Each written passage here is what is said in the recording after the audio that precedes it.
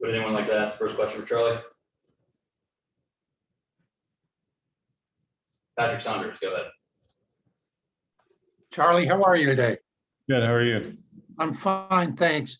I'd like to start by asking you just about where you're at. Thomas Harding and I were talking the other day, and it seems that watching you through the years, when you start taking the ball the other way, that's always a good sign. And then soon after, you start to pull with more power. Are we seeing that right? And do you think that's the place you're in now?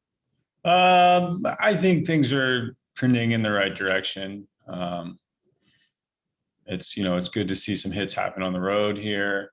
Have a few good at bats, consistently in back-to-back games. I think is good. And yeah, I think hitting the ball the other way means you're doing a lot of things right.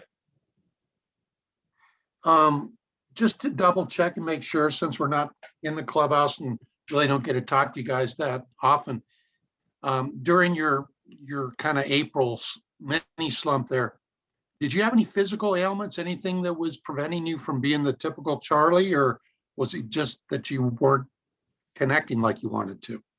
Mostly that. I felt pretty good. I mean, there's always a bit of an adjustment as you start the season, right? You don't play as much in spring training as you do during the regular season, and then playing at altitude obviously is a little bit of an adjustment. But that's normal stuff. I'm used to that. So most of what I was, it wasn't like there was anything holding me back. Okay. You guys clearly, I'm not telling you something you don't know, struggling out of the gate on the road. Good example was last night. You struck early and then the bats really went quiet. You've been around this team a long time and you've had some success on the road. Do you have a solution? Do you have advice to your younger teammates on how to get out of this road funk? There's no magic advice or anything that I can say to just turn things around. I think you just have to make every at bat count, right? You can't, just because you're winning doesn't mean that you can let up a little bit, or if you're losing by a lot, you can't let up. And I think guys are doing that. I think guys are doing a good job. If you watched yesterday, we didn't score a whole bunch maybe after the first couple innings, but we had runners on. The guy on the mound was having to work pretty hard. A lot of full counts. We had some walks. Kind of unlucky with a couple double plays there. But I think we're doing a good job of trying to stay competitive for 9 innings. And one more for me, Charlie. We've asked you this multiple times, but I'm going to ask it again. Can you give us a sense of where the team is? Is there a frustration level growing? Is the confidence remaining? Can you just characterize it for me? No, I think we're good. I mean, I think we're doing a good job of being loose, but very focused. And I think guys are hungry, individually. I think there's a lot to be, I don't want to say prove, but we've got a lot of young guys that need to go out and play well. And that's what they're trying to do. And that's everybody, right? Everybody really wants to do their part to help us win. And, we're doing a good job of, having fun when we win and trying to do things better, or at least learn something when things aren't going our way. So I think I don't see any negativity. I just see guys that really want to perform. Thank you, Charlie. Appreciate it. Go to Danielle Allen. Hi, Charlie. Ryan was telling us the other day about the post-game celebration that you, I guess you kind of lead it with the player of the game and the chain. Was that your idea to start? No, it wasn't.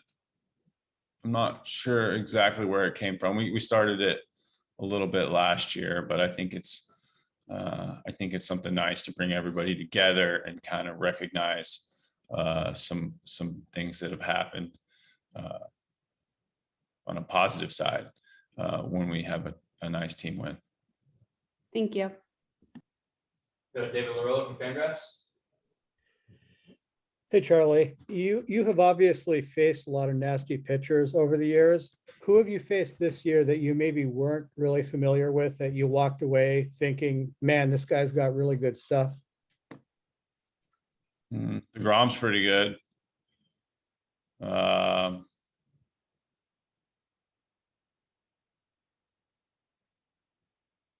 don't really like to give anybody a ton of credit. I think DeSclafani's ball moves more than you might think.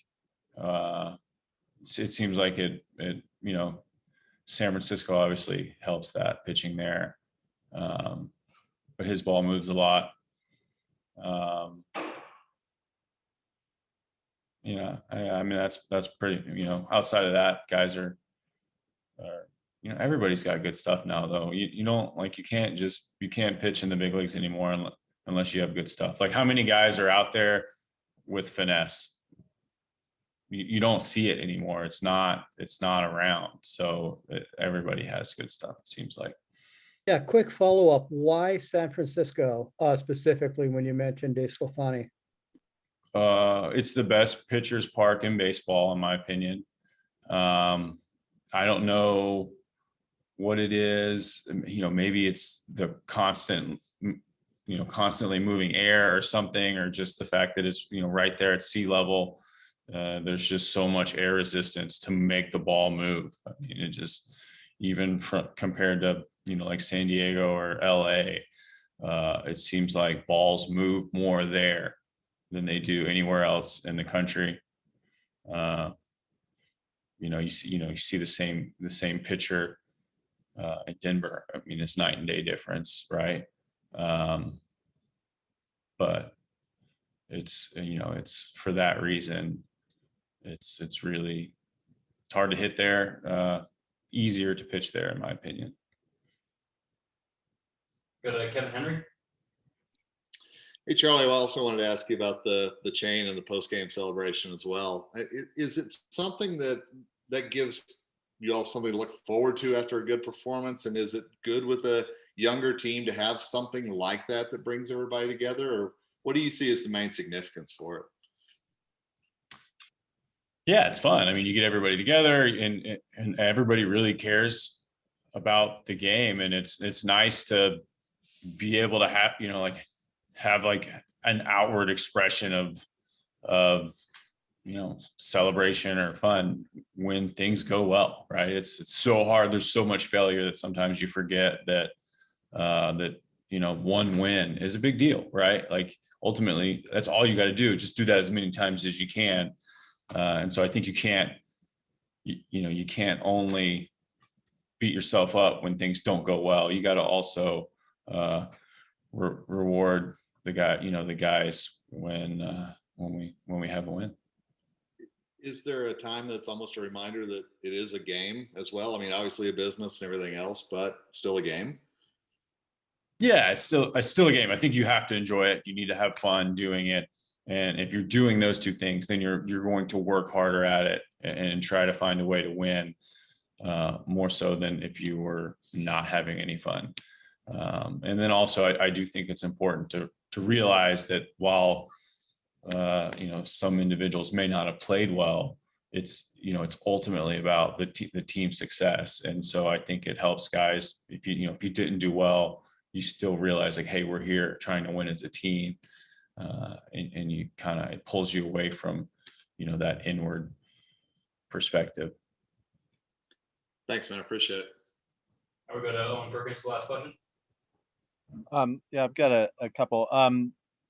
Just to follow up on a question earlier regarding whether you've got, you said you didn't have any magic bullet or anything for doing better on the road, but as a hitter, with the experience coming and going from altitude, are there some truths you've learned that you do share with the teammates in terms of a way to prepare to keep up the batting when you leave Coors Field?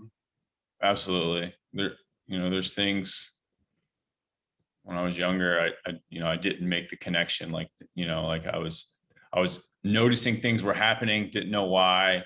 It was making the game a lot harder, and I'm kind of sorting through it. That doesn't mean I've got it figured out, right? It's still very, very hard to make the adjustment. I just think, now I'm a little more aware of it, so I can try and get out in front of it and give myself a little bit of a head start to speed up that transition period. And I think, a little unusually this year, the pitching staff is doing considerably better at home. The Rockies pitching staff, a 2 or 3 runs better ERA at home than on the road. Do you see any way to explain that? Yeah, I mean, our guys are pitching pretty good, and then we had maybe a couple bad outings happen to be on the road. Yeah.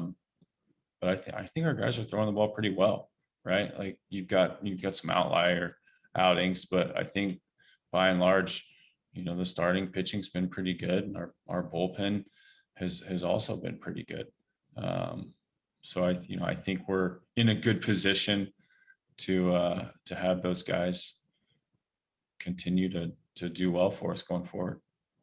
And then my last question, I know you are as aware of as anybody about, your own sabermetrics or whatever. Do you, I mean, I assume you're aware of kind of how you've done in different positions in the batting order.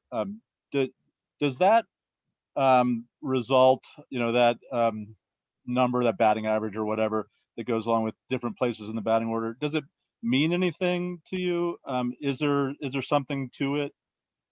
You've done better in some positions than in others in the order. I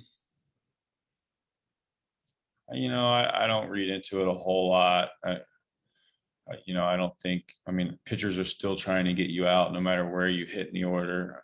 I do think maybe it's a little different if you're hitting, 3-4 with runners on base rather than hitting, 7-8 with runners on base. Like, I think that's when you'll start to see things. I do think maybe the leadoff hitter will be pitched a little bit differently than the middle of the order.